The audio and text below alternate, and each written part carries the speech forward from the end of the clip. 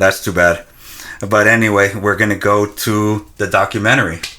Federer's documentary. What did you think of it? I loved it, honestly. It was unlike any other tennis documentary I've watched. Not to say it was some mind-blowing film experience, but it wasn't trying to force a story on you so much as make you a fly on the wall. You got to really see a side of Federer you don't see. Yes. You've never seen it. You get to hear him with locker room talk. You get to see the dynamic of him and Mirka, which I don't think there's really any media showing that. You get to understand how much trust he puts into his team and how much trust they put into him.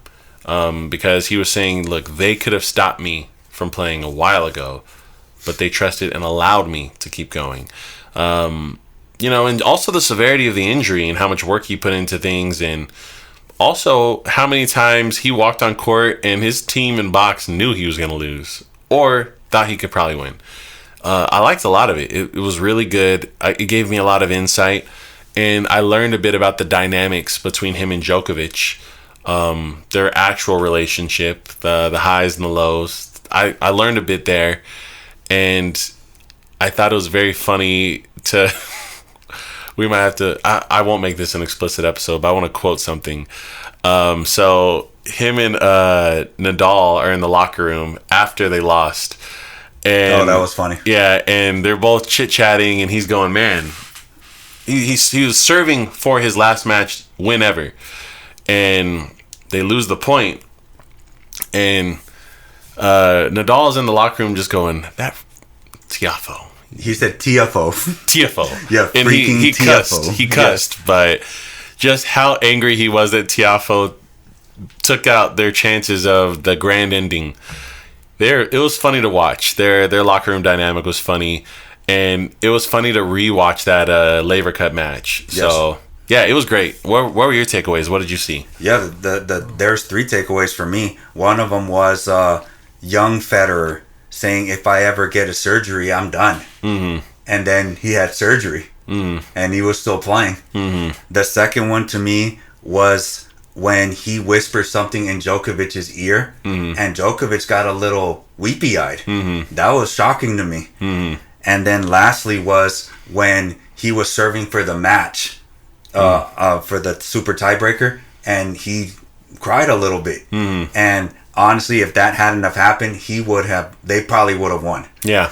But it was just insane to see because he's so focused and nothing gets to him that it finally hit him when he was all, this is my career. Yeah. This is the end. Mm-hmm. I never thought I'd see that from Federer. Yeah. Especially how cool he was going into it and just answering questions so easily. Yeah. So I didn't think it hit him that badly. Yeah.